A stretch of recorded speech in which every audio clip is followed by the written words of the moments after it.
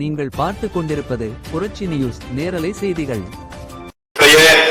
மாநில, மாவட்ட, நகர, வட்ட அனைத்து நிலை நிர்வாகிகளே, சார்பு அணிகளினுடைய நிர்வாகிகளே, இந்த கழகம் எத்தனையோ பேரை கோபுரத்தின் உச்சியிலே கொண்டு போய் வைத்திருக்கிறது.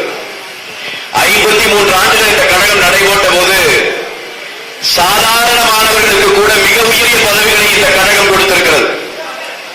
அப்படி இந்த கழகத்திலே இருந்து அமைச்சராக, ஏன் முதலமைச்சராகவே கூட பதவி கொடுக்கப்பட்டவர்கள் கூட இந்த அமைப்புக்கு துரோகம் செய்துவிட்டது ஓடியது உண்டு. ஆனால் 72 இருக்கிறவங்க, தலைவருக்கு முன்னாடியே நான் கட்சிக்கு வந்தவங்க என்று சொல்லுகிற அந்த நம்முடைய முன்னோர்களில் தொடங்கி எந்த பதவி இருந்தாலும் இல்லாவிட்டாலும், எந்த ஆட்சி இருந்தாலும் இல்லாவிட்டாலும், என்ன நடந்தாலும் இந்த பூமி பந்தில் கடைசி சுவாசம் என் உடம்பிலே இருந்து வெளியேறுகிற வரை புரட்சி தலைவர் தான், புரட்சி தலைவி அம்மா தான், புரட்சி தமிழர் எடப்பாடியார் தான், இரட்டை இலை தான், கழகம் தான் என்று என்றென்றைக்கும் நிரந்தர கழகத்தின் சொத்துக்களாக இருக்கின்ற போற்றுதலுக்கும் மரியாதைக்கும் உரிய ஆற்றல் மிகு நிர்வாகிகளே, உங்கள் அனைவருக்கும் என்னுடைய வணக்கம். நம்முடைய பொறுப்பாளர்கள் சில பேரினுடைய பெயர் குறிப்பிடவில்லை என்றாலும் பொறுத்துக் கொள்ள வேண்டும் என்கிற அன்பு வேண்டுகோளை நான் வைப்பேன். அண்ணன் குறிப்பிட்டதை போல நேரம் அதிகமாகிக் கொண்டிருக்கிறது. ஒரு சில செய்திகளை மட்டும் நான் உங்கள் மத்தியிலே வைத்து விடைபெற்றுக் கொள்ளுவேன். அன்பான பெரியவர்களே, எனக்கு முன்னாடி நம்முடைய அண்ணன்கள் எல்லாரும் தெளிவா சொல்லி பேசினாங்க.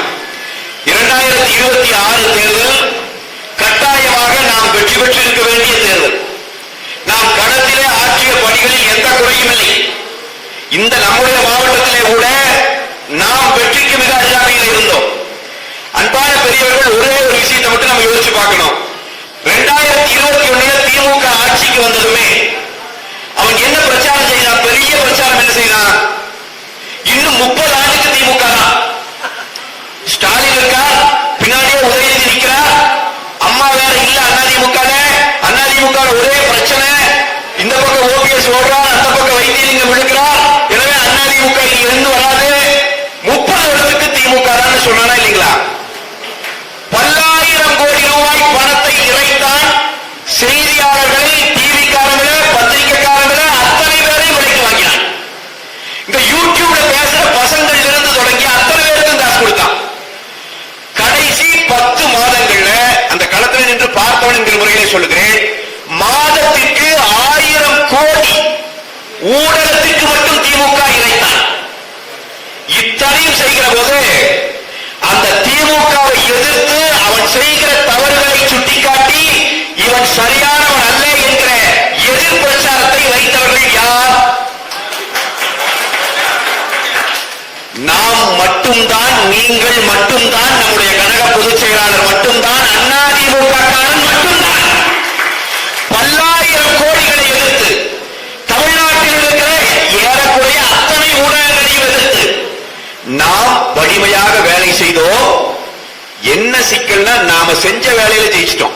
திமுக ஆகாதுங்கிற முடிவுக்கு மக்களை கொண்டு வரணும்னு நினைச்சா கொண்டு வந்துட்டோம். அதுல சின்ன விபத்து ஒண்ணு நடந்தது. அந்த விபத்துல மக்கள் சரி ஒரு முறை வாக்கு தான் போட்டு பார்ப்போமே என்று ஒரு வாய்ப்பை கொடுத்து விட்டான். இப்ப இவங்க ஒரு 108 தொகுதியில் வெற்றி பெற்று இந்த விஜயனுடைய கட்சி வந்து விட்டது. எவனும் எதிர்பார்க்கவில்லை, நாம் எதிர்பார்க்கவில்லை, திமுக காரர் எதிர்பார்க்கவில்லை என்றால் பரவாயில்லை, விஜயை எதிர்பார்க்கவில்லை. அவரே 2 தொகுதியில ஏன் போயிருக்கிறார்? ஒன்னுல எப்படியும் போயிரு, சரி ஒன்னையாவது தேர்த்தலாம், 2 பக்கம் முயற்சி பண்ணி பார்க்கலாம் என்றுதான் போயிருக்கிறார். இல்லை என்றால் 108 தான் வரும் என்கிற நிலையெல்லாம் தெரிந்திருந்தால் எவனாவது 2 தொகுதியில் இருப்பானா? இன்றைக்கு அந்த தொகுதியை ராஜினாமா பண்ண வேண்டிய நிலை இருக்கு. அவருக்கே நம்பிக்கை இல்லை. நான் உங்களுக்கு இன்னொரு படி மேலே போய் சொல்கிறேன், பெயர் வேண்டாம். கோவையை ஒட்டி இருக்கிற ஒரு மாவட்டத்திலே ஒரு சட்டமன்ற உறுப்பினர், அவருக்கு புரட்சி நியூஸ் செய்திகளுக்காக ஆசிரியர் புரட்சிதாசன். தினசரி நேரலை செய்திகளை உடனுக்குடன் தெரிந்து கொள்ள புரட்சி நியூஸ் செய்திகள் சேனலை சப்ஸ்கிரைப் செய்யவும்.